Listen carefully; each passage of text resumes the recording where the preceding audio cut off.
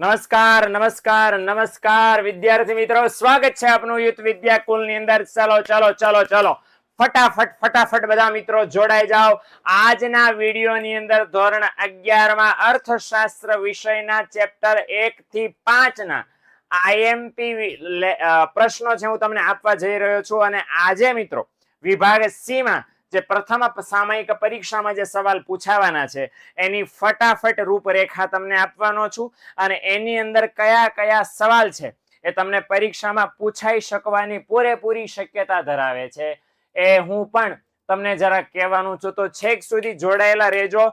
ફટાફટ સટાસટ ઓછામાં ઓછા સમયમાં વધારેમાં વધારે પ્રશ્નો તમને આજે હું આપીને જવાનો છું. તો જરાક કાળજી લેજો. અને વિડીયોને લાઈક ન કર્યો હોય તો અત્યારે ને અત્યારે ભાઈઓ બહેનો અત્યારે વિડીયોને લાઈક કરી દેજો. ચેનલને સબસ્ક્રાઇબ નથી કરી તો કરી દેજો. 12મા ધોરણનો ગઈકાલે લેક્ચર હતો ને, તો ઘણા બધા 11મા વાળા એવું કહેતા હતા કે સર હમારે લીએ કબ આયેગા. આવી ગયો ભાઈ તમારા માટે. અને ખાલી ઇકોનોમિક્સ નો નહીં, 12મા ધોરણના જેમ જેમ વિડીયો આવ્યા છે સિમિલરલી એવી રીતે 11મા ધોરણના પણ આવી રીતે બધા વિડીયો આવવાના છે. આઈએમપી તમને મળવાના છે. તો ચેનલને સબસ્ક્રાઇબ કરવી એ છે તમારી નાની એવી ફરજ છે, બરાબર ને? એટલે આવું તમારા માટે સરસ મજાના વિડીયો લઈને આવીએ છીએ. તો એક નાની એવી રિક્વેસ્ટ છે ભાઈઓ બહેનો કે તમે છે ચેનલને પટાક દઈને સબસ્ક્રાઇબ કરી કાઢો, એટલે અમને આવી મજા. અને તમારા માટે સરસ મજાના વિડીયો લઈને આવે. બાય ધ વે એક નાની એવી વસ્તુ બીજી કહી દઉં કે એકમ કસોટીના પણ આઈએમપી વિડીયો અમે લઈને આવવા માંડ્યા છીએ. આઈએમપી ના પણ વિડીયો પ્રથમ સામયિક પરીક્ષા પૂરી નહીં થાય ને ત્યાં સુધી બધા વિભાગના વારાફરતી લઈને આવવાના છે. આજે વારો પડી ગયો છે વિભાગ સી નો. 11મા અર્થશાસ્ત્ર વિષયમાં વિભાગ સી માં ચેપ્ટર 5 માંથી શું પૂછાશે, કયા કયા સવાલ હશે. Okay, let see. Sir arts માટે પણ યસ, 11મા ના આર્ટ્સમાં ને 11મા ના કોમર્સમાં આવતો અર્થશાસ્ત્રનો વિષય સેમ પપી સેમ. એટલે આપણે કોઈ ટેન્શન લેવાનું નથી ભાઈ. 11મા ધોરણમાં ને કોમર્સ અને આર્ટ્સમાં બધા સેમ જ છે. ઓકે ચલો, બ્લુપ્રિન્ટ બદલાઈ જવાની છે એસપીસીસી અને બીએમાં આંકડાશાસ્ત્ર જેવા વિષયોમાં. સાચી વાત છે, બ્લુપ્રિન્ટ બદલાય ત્યારની વાત છે. તમે જે 3 તારીખે પરીક્ષા દેવાના છો એ જૂની જ બ્લુપ્રિન્ટ પ્રમાણે દેવાના છો, એમાં કોઈ ફેરફાર થવાનો નથી. એટલે તમે જે બ્લુપ્રિન્ટ જે ફોલો કરશો એ જ જૂની જે છે એ જ. ઓકે, નવી આવશે ને ત્યારે ઓફિશિયલ અહીંયાથી અમે પણ કહેશું, તમારા સ્કૂલમાંથી તમારા બધા જે સર છે એ પણ તમને કહેશે. ઓકે, પણ અત્યારે આપણે જૂની ફોલો કરવાની રહેશે. ઓકે, હાલો શરૂ કરીએ. આપણે સૌથી પહેલા ચેપ્ટરમાંથી પહેલો સવાલ યાદ રાખજો. આ બધા બબે માર્ક્સના સવાલ છે જે વિભાગ સી માં પૂછાવાની શક્યતા ધરાવે છે. અર્થતંત્રની દશા અને દિશાના વલણો જાણવા માટે આંકડાકીય માહિતી ઉપયોગી છે. બાય ધ વે એ તમને કહી દો ચાલો સાથે સાથે કે ભાઈ પૂછાશે કેટલા માર્કનો સી વિભાગ. 12 માર્કનો હશે. કેટલા માર્કનો? 12 માર્કનો હશે. જો આવી રીતે બાયફર્ગેશન હોય. ઓકે, માફ કરજો. ચલો એક તમને સમજાઈ દો ફટાફટ સટાસટ. ઇકોનોમિક્સમાં કેવું હોય કે વિભાગ એ છે તો એની અંદર 8 એમસીક્યુ હોય. વિભાગ બી ની અંદર 8 1 માર્કના બરાબર ને વેરી સ્મોલ ક્વેશ્ચન્સ વીએસક્યુ એક લીટીમાં જવાબ દેવાના હોય. વિભાગ જે સી છે એ 12 માર્કનો હોય એટલે એની અંદર કેટલા પ્રશ્નો હોય? 4, માફ કરજો 6 પ્રશ્નો હોય છે. કેટલા પ્રશ્નો હોય છે? 6. ઓકે, તો 6 ગુણ્યા 2, અહીંયા 8 ગુણ્યા 1 અને અહીંયા પણ 8 ગુણ્યા 1. ઓકે, વિભાગ ડી જે છે એ પણ 12 માર્કનો છે, પણ અહીંયા કઈ રીતનું છે? 4 પ્રશ્નો 3 માર્ક વાળા. અને વિભાગ ઈ છે એ 10 માર્કનો છે એટલે અહીંયા 5 માર્ક વાળા 2 પ્રશ્નોના જવાબ તમારે દેવાના થશે. ઓકે, તો આવી રીતે માળખું છે ઇકોનોમિક્સના આખા પેપરનું હશે. ઓકે, ક્લિયર થઈ ગયું? એમાંથી આપણે આજે કયા વિભાગની વાત કરી રહ્યા છીએ? વિભાગ સી. તો વિભાગ સી માં જે 6 સવાલ તમારા માટે ખાસ કામના છે, અગત્યના છે, એની ચર્ચા આપણે ખાસ કરવાનો પ્રયત્ન કરવાના છે. ઓકે, તો અર્થતંત્રની દશા દિશાના વલણો જાણવા માટે આંકડાકીય માહિતી ઉપયોગી છે. તો આંકડાકીય માહિતીનું મહત્વ જે છે, ઓકે, એમાં જે બીજું મહત્વ છે આખું તમારે 2 માર્કમાં સમજાવવાનું છે. બીજો સવાલ છે ચોરી આર્થિક પ્રવૃત્તિ નથી, એ સમજાવવાનું છે. તો ચોરી આર્થિક પ્રવૃત્તિ બિલકુલ નથી. સાદો હું તમને શોર્ટમાં ફટાફટ સમજાવી દઉં. ચોપડીમાંનો બેઠો જવાબ નથી આપ્યો કે ચોરી શા માટે આર્થિક પ્રવૃત્તિ નથી. કારણ કે ચોરીમાં વિનિમય નથી થતો, બરાબર? જેમાં વિનિમય થાય, ખરીદ વેચાણ, આવક ખર્ચ કાંઈ પણ થાય એને જ આર્થિક પ્રવૃત્તિ કહેવાય. બાકી ચોરીમાં એવું કંઈ થતું નથી એટલે આર્થિક પ્રવૃત્તિ કહેવાય નહીં. બીજું કીધું છે કે આંકડાકીય માહિતી આકૃતિ આલેખમાં રજૂ કરતી વખતે કઈ બાબતો ધ્યાનમાં રાખવી જરૂરી છે? તો 3 બાબતો ધ્યાનમાં રાખવી જરૂરી છે. આકૃતિની ધરી પર વિગતો દર્શાવવાની છે, વિશ્વસનીય પ્રાપ્તિ સ્થાન રાખવાનું છે, બરાબર ને, અને સ્કેલ માપની પસંદગી કરવાની છે. આ 3 બાબતો ધ્યાનમાં રાખવી પડશે તમારે. એ જે 3 બાબતો છે એમાંથી 3 બાબતો શોર્ટમાં અહીંયા તમારે સમજાવી દેવાની છે. ઓકે, હાલો. અને આર્થિક પ્રવૃત્તિ એટલે શું? સહેલામાં સહેલો સવાલ કે આવક ખર્ચને વિનિમયના હેતુથી કોઈ પણ પ્રવૃત્તિ થાય અને કેવી પ્રવૃત્તિ કહેવાય? આર્થિક પ્રવૃત્તિ. ઓકે, ઉદાહરણ બહુ બધા છે. હોટલમાં જઈને જમવું ને, પ્રવાસમાં જવું ને, શિક્ષક વિદ્યાર્થીને ભણાવે ને, ઓકે, વકીલ કેસ લડે ને, ડોક્ટર દર્દીની સારવાર કરે ને, આ બધા કેવા ઉદાહરણ છે? આર્થિક. ખેડૂત ખેતી કરે, આર્થિક ઉદાહરણો છે આ બધા. ચાલો, ત્યાર પછી મિત્રો છેલ્લો સવાલ. ઓકે, કે માર્શલની અર્થશાસ્ત્રની વ્યાખ્યા સમજાવવાની છે. તો માર્શલે જે ભૌતિક બાબતોને ધ્યાનમાં લઈને માનવીના કલ્યાણની વાત કરી, તો માર્શલે 1890 જે પ્રિન્સિપલ્સ ઓફ ઇકોનોમિક્સ નામનું પુસ્તક લખ્યું હતું એની અંદર વ્યાખ્યા આપી છે. ચોપડીમાં બેઠી બેઠી આપી છે, ડાબી બાજુના પેજ ઉપર છે. તો એ જરાક તમારે જોવાની થશે. ઓકે, પહેલા ચેપ્ટરમાંથી માત્ર ને માત્ર 5 સવાલ છે, બરાબર ને, 2 માર્ક વાળા. એ તમારે પાકા કરવાના થશે. બહુ મેં ઝાઝા સવાલ રાખ્યા નથી, ઓછા સવાલ છે, પણ પૂછાવાની શક્યતા. બરાબર, આર્ટ્સ નો સ્ટેટ નો એમપી આવી રહ્યો છે બેના, લાઈનમાં છે. ઓકે, દર દિવસે અલગ અલગ આવતું જશે, એટલે ટેન્શન નટ. ચાલો, here is the chapter number 2. Chapter number 2 માંથી શું પૂછાશે? તો કે અર્થતંત્રની દશા અને દિશાના વલણો જાણવા માટે, માફ કરજો, ચેપ્ટર નંબર 2 માં શું પૂછાશે? કે શ્રમ અને શ્રમિક બે કેવા છે? અભિન્ન. અભિન્ન એટલે કેવા? છૂટા ન પાડી શકાય એવા. આની સમજૂતી આપવાની છે. પ્રોબ્લેમ ક્યાં છે? ચોપડીમાં બેઠો જવાબ નથી. તો આપણે એને સમજૂતી એવી રીતે આપવાની છે કે ભાઈ શ્રમ એટલે કામ અને શ્રમિક એટલે કામ કરનાર વ્યક્તિ. બેને એકબીજાથી જુદા પાડી શકાય નહીં, કારણ કે કામ કરનાર વ્યક્તિ કામ કરે ત્યાં સુધી જ કામ થાય છે. જેવો કામ કરતો વ્યક્તિ કામ કરવાનું બંધ કરી દે પછી કામ થતું નથી. અને એટલા માટે કામ અને કામ કરનાર વ્યક્તિ એટલે કે શ્રમ અને શ્રમિક બેને છૂટા પાડી શકાય નહીં. માટે બંને કેવા છે? અભિન્ન છે. સિમિલરલી મૂડી માનવ સર્જિત ઉત્પાદનનું સાધન છે. કેમ ખબર પડી આપણને? તો કે આ તો ચોપડીમાં સીધે સીધું લખ્યું છે ભાઈ બહેનો. ઓકે, મૂડીના લક્ષણોની ઉપર. તો એ તમારે જવાબ ત્યાંથી લેવાનો છે. અર્થતંત્રમાં આવતા આર્થિક પરિવર્તન કેટલા અને કયા કયા છે? તો અર્થતંત્રમાં આવતા આર્થિક પરિવર્તનો 4 પ્રકારના છે. ચક્રવત આર્થિક પરિવર્તન ને, મોસમી આર્થિક પરિવર્તન ને, દીર્ઘકાલીન આર્થિક પરિવર્તન અને આકસ્મિક આર્થિક પરિવર્તન. બરાબર ને? તો 4 પરિવર્તનો છે. તો ઓકે, તો કેટલા? તો કે 4. અને કયા કયા? તો ચારેયના નામ લખવાના છે માત્ર. હાલો, ત્યાર પછી ખાનગી અને જાહેર વસ્તુના તફાવતના 2 મુદ્દા. હા હેલું છે. બેની વ્યાખ્યા, બેના ઉદાહરણ, કામ ખતમ. તો જે વસ્તુની માલિકી વપરાશ વ્યક્તિગત હોય ખાનગી કહેવાય, જે વસ્તુની માલિકી અને વપરાશ સામૂહિક હોય ને જાહેર વસ્તુ કહેવાય. તો દાખલા કે હું મોબાઈલ, કાર, મકાન કહું તો એ ખાનગી વસ્તુ થઈ. બગીચા, હોસ્પિટલ, રેલવે સ્ટેશન કહું તો એ કઈ વસ્તુ થઈ? જાહેર વસ્તુ. કામ ખતમ. તો 2 મુદ્દા લખવાનું કીધા. તો આવી ગયા. સંપત્તિના લક્ષણો જણાવો. 5 લક્ષણો છે તો લિસ્ટ લખી નાખવાનું છે, 1 2 3 4 5. ઓકે, હાલો, તો સંપત્તિના લક્ષણો થઈ ગયા. હાલો, આટલા જ સવાલ છે. કેટલા? ઓનલી 5. મેં ઓન એન એવરેજ 4-5 સવાલ જ લીધા છે, એટલે ખોટો તમારો અને મારો બંનેનો સમય ન બગડે મિત્રો.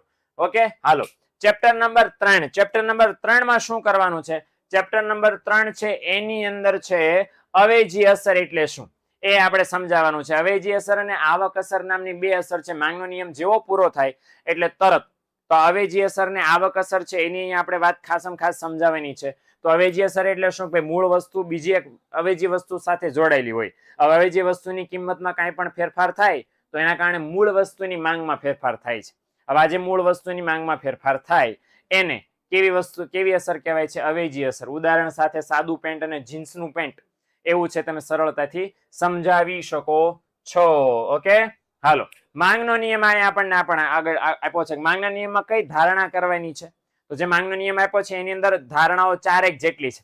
સાવ સાદી ભાષામાં શીખવાડું કે માંગના નિયમને અસર કરતા કિંમત સિવાયના જે અન્ય પરિબળો છે ને એને જરાક લિસ્ટ લગાડીને મૂકી દેવાના છે, એટલે કામ ખતમ થઈ જશે. હે ને? અને તમે અહીં જેટલા બધા જોડાણા છો, બરાબર ને, તમને એમ થાય કે સાહેબ આ બધું તમે ફટાફટ બોલી દાવ છો. આ શીખવું કઈ રીતે અમારે? તો જે લોગો તમે આ વિડીયોના ખૂણામાં જોઈ રહ્યો છો ને એ નામની એપ્લિકેશન છે, વિદ્યાકુલ નામની એપ્લિકેશન છે, જેની લિંક આ ડિસ્ક્રિપ્શનમાં તમને મૂકેલી છે. ત્યાં છે એકો એક ટોપિક ફૂલ ડિટેલમાં લેક્ચરમાં સમજાવેલા છે. બરાબર ને? એટલે જેને પણ આ ભણવું હોય, જોડાવવું હોય તો નીચે એક ફોન નંબર આપેલો છે 994445 400. એમાં કોલ કરીને તમે જોડાશો ને તો ફાયદો સૌથી વધારે તમને થશે મિત્રો.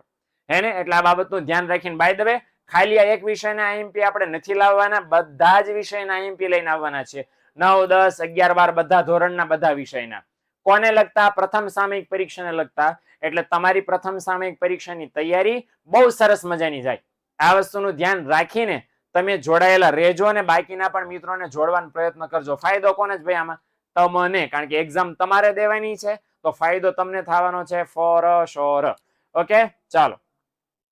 12 નો ક્લાસ કેટલા વાગે છે? ધોરણ 12 નો ક્લાસ આવતીકાલે હશે, બરાબર? આવતીકાલે 6:30 અને 7:15 વાગે બે સમય છે.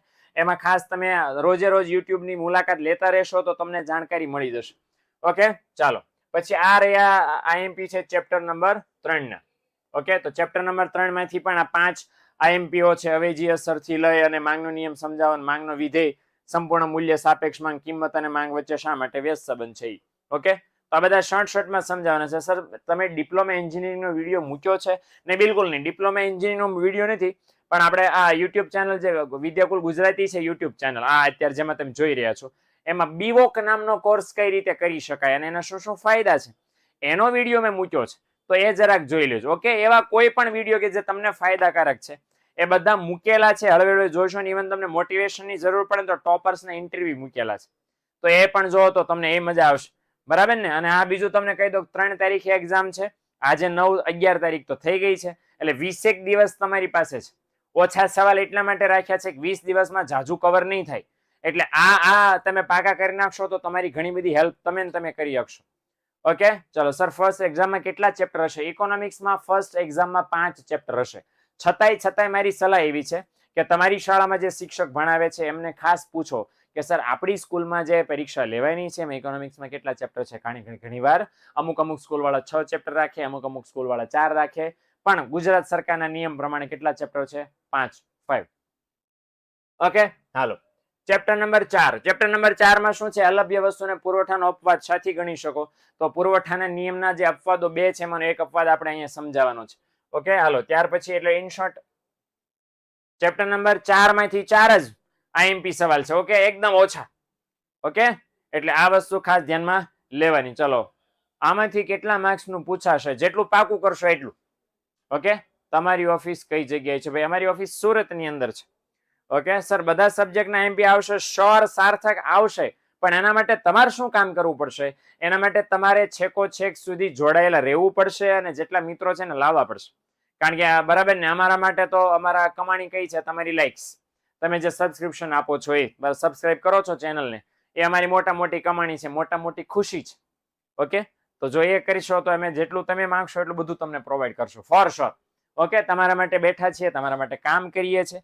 હવે પાછલા વિડીયો જોઈ લો તો તમને ખ્યાલ આવી જશે કે જે વિડીયો તમે મૂક્યા, અમે મૂક્યા છે તમારા માટે, એમાં તમારો જ સૌથી વધારે ફાયદો છે. કદાચ અમને થાય ને તો એના કરતા 1000 ગણો તમને વધારે ફાયદો થાય, એવું ધ્યાનમાં રાખીને વિડીયો મૂક્યા છે. એટલે પ્લીઝ જરાક જોજો, ચેક કરજો. ઓકે, અને એટલો વિશ્વાસ રાખજો કે આવશે તો આવશે. શરૂ થઈ ગયા છે એટલે બધાને આવશે. ઓકે, પણ સબસ્ક્રાઇબ કરી નાખજો તો તમને રોજના વિડીયો મળતા રહેશે રેગ્યુલરલી, હે ને? ઓકે, તો સ્ક્રીનશોટ પાડવો હોય તો ફટાફટ સ્ક્રીનશોટ પાડી લેજો મિત્રો. ઓકે, હાલો. અને ચેપ્ટર નંબર 5, ચેપ્ટર નંબર 5 ની અંદર કયા પેલા વિડીયો પ્રશ્નો છે? તો ચેપ્ટર નંબર 5 માંથી 6 સવાલ છે. ઓકે, લાંબા ગાળે બધા ખર્ચા અસ્થિર બની જાય. ઓકે, પછી ઉત્પાદન અંગેનો નિર્ણય લેવામાં સરેરાશ ખર્ચ અને સીમાંત ખર્ચનું મહત્વ સમજાવવાનું છે. કુલ ખર્ચ અને કુલ આવકનો અર્થ આપવાનો છે. સમયનો ટૂંકો ગાળો એટલે શું? એવું વ્યાખ્યા અને ઉદાહરણમાં 2 જ વસ્તુ લખવાની છે. આમાં પણ સરેરાશ સ્થિર ખર્ચ એટલે શું? તો વ્યાખ્યા અને ઉદાહરણ 2 વસ્તુ લખવાની છે. સીમાંત ખર્ચ એટલે શું? ને સીમાંત ખર્ચની રેખા કેવી હોય છે? તો આમાં વ્યાખ્યા અને કેવો ઢાળ હોય છે? હોકી સ્ટિક જેવો ઢાળ હોય છે. આ આપણે એની અંદર લખવાનું થશે. ઓકે, તો 2 માર્ક્સ વાળા સવાલ છે, એની અંદર હું તમને નાની એવી સ્ટ્રેટેજી શીખવાડું. જો 2 માંથી 2 લેવા હોય તો મિનિમમ 4 મુદ્દા જોશે. જો દાખલા તરીકે ઘણા બધા સવાલ એવા કે જેમાં 2 મુદ્દા 4 મુદ્દા ન થતા હોય, દાખલા તરીકે આ સરેરાશ સ્થિર ખર્ચ એટલે હું ઉદાહરણ આપું તો એમાં 2 જ મુદ્દા થાય, એક મુદ્દો વ્યાખ્યાનો અને એક મુદ્દો ઉદાહરણનો.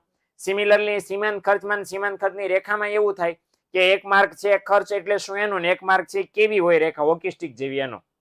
બેયમાં તમે જોવો તો બેયના 2-2 માર્ક થયા. ઓકે, ઘણીવાર એવું થાય કે આ દાખલા કે લાંબા ગાળે બધા ખર્ચ અસ્થિર બને, તો આમાં 4 મુદ્દા થવા જોઈએ. એટલે એવી રીતે મિનિમમ 4 મુદ્દા કરશો તો 2 માર્ક્સ આરામથી મળી જશે.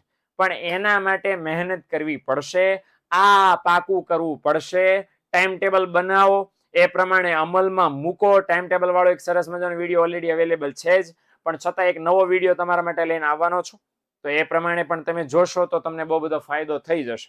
એને અને આ સમજૂતી ખાસમ ખાસ મિત્રો રાખજો, કારણ કે આ આઈએમપી છે તમારા માટે સૌથી વધારે કામનું છે. જો તમે જ નહીં ઉપયોગ કરો તો કોણ કામમાં કરશે? એટલે વિશ્વાસ રાખીને કામ કરશો તો વાંધો નહીં આવે મિત્રો, બરાબર ને? અને એક સરસ મજાનું નાનું એવું મોટિવેશન તમને આપીને જાઓ. ઓકે, આ 5 ચેપ્ટરના 5 આઈએમપી વિડીયોના અંતે. ઓકે, શું તમારે ખાસ ધ્યાનમાં રાખવાનું છે? ભણતી વખતે એવો પ્રોબ્લેમ બધાને થતો હશે કે વંચાતું નથી, વાંચવા બેસીએ પણ પાકું નથી થતું. તો સાદી ભાષામાં શું કરવાનું છે? લખી લખીને વાંચો એટલે બધું પાકું રહેવા માંડશે ને બધું યાદ રહેવા માંડશે. નહીતર થશે શું પ્રોબ્લેમ કે વાંચશો ને રિવિઝન નહીં કરો તો પ્રોબ્લેમ આવશે. ઓકે, પણ હું તમને જે મોટિવેશનનો પ્રસંગ કહેવાનો છું એ છે મુંબઈનો એક છોકરો મંગેશ માહસ્કર નામનો. ઓકે, મે બી એ છોકરો અત્યારે હશે, બરાબર, કેવડો હશે શું કરતો હશે રામ જાણે. પણ એ મંગેશ માહસ્કર નામનો છોકરો, એને જયારે બોર્ડની એક્ઝામ આપી, ઓકે, વર્ષ હું ભૂલી ગયો છું, પણ જે વર્ષે એને બોર્ડની એક્ઝામ આપી ને એ વર્ષે એને મહારાષ્ટ્ર બોર્ડનો છેલ્લા 30 વર્ષનો હાઈએસ્ટ ટકાવારીનો રેકોર્ડ તોડ નાખ્યો. એને હાઈએસ્ટ ટકાવારીનો રેકોર્ડ એને તોડ નાખ્યો. અને બધા મીડિયા વાળા કે ઓહો ક્યાં છે સર, ક્યાં છે આ મંગેશભાઈ, ક્યાં છે, વેર ઇઝ મંગેશભાઈ, મંગેશ થઈ ગયું કે ક્યાં છે આનું ઇન્ટરવ્યુ, બરાબર, બધા ઇન્ટરવ્યુ લે કે ભાઈ તમારી સફળતાનું રાજ શું છે? અને બધા ગોતવા માંડ્યા મંગેશભાઈ કે ક્યાં ગયા, ક્યાંય મળે નહીં, આનું ઘર કોઈને મળે નહીં, કોઈ સ્કૂલનો આ સ્ટુડન્ટ નહીં. પછી ખબર પડી કે લે આ ભાઈ તો એક્સટર્નલ નો સ્ટુડન્ટ, બહાર ભણેલો, ઘરે બેઠા ભણેલો, અને ઓર મીડિયા વાળા ગોતવાનું શરૂ થઈ ગયું. પછી સ્કૂલમાં ગયા વગર ટોપ, મહારાષ્ટ્રનો ટોપ સ્ટુડન્ટ, સ્કૂલમાં ગયો જ નથી, આવો તો કોણ વળી? એટલે મીડિયા વાળાએ સર્ચિંગ તેજ કરી નાખ્યું. ગોતતા ગોતતા આ લોકો ક્યાં પહોંચ્યા? મુંબઈની ધારાવી ઝુંપડપટ્ટીમાં. હું જયારે કહું છું ત્યારે મારા રૂવાડા ઉભા થઈ જજો. મુંબઈની ઝુંપડપટ્ટીમાં શેરીએ ગલીએ ગોતતા ગોતતા ગયા તો એક શેરીના નાકે ઇટ મીન્સ કે ખૂણે, રોડ રસ્તાના ફૂટપાથ ઉપર એનું ઘર મળ્યું. ઘરના નામે શું હતું? 2 વાંસ ઉભા કર્યા હતા ને એના ઉપર કંતાનના કોથળા પાથરી દીધા હતા. તો આ ભાઈ એની અંદર બેઠા હતા અને રિઝલ્ટની વાટ જોતા હતા. એને ખબર નહોતી. મીડિયા વાળાએ કીધું કોંગ્રેચ્યુલેશન, તમે સ્ટેટના ટોપર છો અને છેલ્લા 30 વર્ષમાં તમારે જેટલા ટકા આવ્યા, છેલ્લા 30 વર્ષ પહેલા કોકને આવ્યા હતા અને હવે અત્યારે તમને આવ્યા છે, એ પહેલા કોઈ નહીં થયા. એટલે કોંગ્રેચ્યુલેશન, મીઠાઈ બીઠાઈ ખવડાવી, ઇન્ટરવ્યુ લેવાના. ઓકે, એટલે છોકરાને પૂછ્યું કે ભાઈ આટલી બધી મહેનત કઈ રીતે? તમને પ્રેરણા બિંદુ કે પ્રેરણા બેણા કાંઈ નહીં ભાઈ. મને એમ હતું કે ભાઈ મારી પાસે સમય ઓછો છે, મારી પાસે કામ જાજુ છે. એના પિતા નહીં, બરાબર, એની માતા ને એનો ભાઈ બેન કોક હશે. ઓકે, અને એને જાળવવાની જવાબદારી એની અને પોતાનું કરવાની જવાબદારી એની. અને ગરીબ પરિવાર, સીધી વાત છે કે આવું ઘર હોય માથે કોથળા બાંધીને મૂકેલું તો કેવી સુવિધા હોય? તો ભણ્યો કઈ રીતે? તો કે બહાર જે લોકો સ્કૂલમાં ટ્યુશનમાં જતા હોય એ લોકો પોતાના રફ બુકના ઓલા ચોપડા ઘા કરી દેતા હોય, એ વાંચીને એમાંથી પ્રેક્ટિસ કરીને આ ભાઈ ભણ્યો. પરીક્ષાની એની ફી કોક બીજા ભરી દીધેલી અને આમ ભણ્યો. ઓકે, અને પછી પરિણામ એ આવ્યું કે ઓહો જાઓ જલાલી થઈ ગઈ. આહા, આવો ટોપર આપણા રાજ્યમાં આપો એને. પૈસાના અભાવે બિચારા આટલું બધું ભણ્યો, પૈસા હોય તો કેવું ભણશે? પૈસાનું દાનનો ઢગલો આવ્યો અને દાનપતિ આવ્યા ને મકાન ઊભું કર્યું, મકાન બને તો હારા મારી સ્કૂલમાં 11 સાયન્સમાં એડમિશન લેવડાવી દીધું. પ્રથમ સામયિક પરીક્ષા, ગાડી સારામાં સારી આવી ગઈ. આ બધું આવ્યા પછી પરિણામ શું આવ્યું? આ બધું આવ્યા પછી પરિણામ એ આવ્યું કે પ્રથમ સામયિક પરીક્ષામાં સાયન્સમાં એ ભાઈ ફેલ થયા. ફેલ. ઓકે, કેમ ફેલ થયા ભાઈ? કારણ કે જયારે 10મા ધોરણમાં 97% આવ્યા ને તો એની પાસે કોઈ ડિસ્ટ્રેક્શન નહોતું, એને ડિસ્ટર્બ કરે એવું કાંઈ નહોતું. રોડ હતો પણ આ ભાઈનું કોન્સન્ટ્રેશન કેવું હશે વિચાર તો કરો. આ ભાઈનું કેવું કોન્સન્ટ્રેશન હશે? તમને ઘરે વાંચવા માટે રૂમની સુવિધા મળે છે કે નહીં? તો એનો ઉપયોગ કરો, કારણ કે તમારી હાલત પહેલા મંગેશભાઈ જેવી નથી ને. એના કરતા તો ક્યાંય સારી કન્ડિશન તમારા માતા પિતાએ તમને આપી છે. લાભ ઉઠાવો એનો, બરાબર. વધારે પડતા મોજ શોખ કરવા જાશો તો આ ભાઈ જેવી જ હાલત થશે કે 11 સાયન્સમાં પ્રથમ સામયિક પરીક્ષામાં 3 વિષયમાં ફેલ થયા. કેમ ફેલ થયા ભાઈ? કારણ કે આજે બધી જાહો જલાલી જોઈ, પૈસા આવ્યા, ગાડી આવી, તો મોજ શોખમાં પતી ગયું, ખતમ. ઓકે, એવું ન થાય એટલે મોજ શોખ ને બરાબર ને થોડાક જ દિવસ અવગણી દો. નવરાત્રીમાં મજા કરજો. અત્યારે પરીક્ષામાં ધ્યાન દેવાનો સમય છે તો ધ્યાન દઈને તૈયારી કરશો તો શ્યોર કે તમારું કામ શ્યોર થશે. તમે પરીક્ષામાં માર્ક્સ લાવશો. સુવિધા ભણતી વખતે જેટલી ઓછી હોય ને એટલો ફાયદો છે તમને વધારે ને વધારે થાય, ગેરંટી. ઓકે, એટલે આ સુવિધા વધારે પડતી માગ્યા વગર જેટલું છે તમારી પાસે એનો બેસ્ટ ઉપયોગ કરશો. અચ્છા, એકાઉન્ટ નો આઈએમપી, જેમી સર એકાઉન્ટ નું ધોરણ 11 નું આઈએમપી લઈને આવવાના છે, વિશ્વાસ રાખજો. એકાઉન્ટ સર્ટિકો બી ઇંગ્લિશ આ બધાનું આવવાનું છે. એટલે ટેન્શન નહીં લેતા. ઓકે, તમે કોઈ વિષયનું ટેન્શન નહીં લેતા, તો બસ ખાલી પાકું કરવાનું ટેન્શન લેજો. બાકી તમારે જે અમારે તમને જે આપવાનું છે એ અમારા તરફથી બધું છે કામ અમારા તરફથી થઈ જશે. Okay, done. તો અહીંયા સુધી રાખીએ મિત્રો. નેક્સ્ટ લેક્ચર ની અંદર બીજા વિષયના સર આઈએમપી લઈને આવશે. પ્રથમ સામયિક પરીક્ષામાં ઉપયોગી એવું મટીરિયલ, પ્રશ્નો તમને પૂરા પાડશે એવી આશા સાથે કે તમે ચેનલને સબસ્ક્રાઇબ કરી છે, ચેનલને વિડીયોને લાઈક ન કર્યો હોય તો અત્યારે ને અત્યારે લાઈક કરી દેજો. તમારા મિત્રોને વધારે ને વધારે શેર કરજો, ચેનલમાં જોડાવાનો પ્રયત્ન કરજો. મળીએ આપણે નેક્સ્ટ લેક્ચરમાં. આવજો, Tata, bye bye, C you.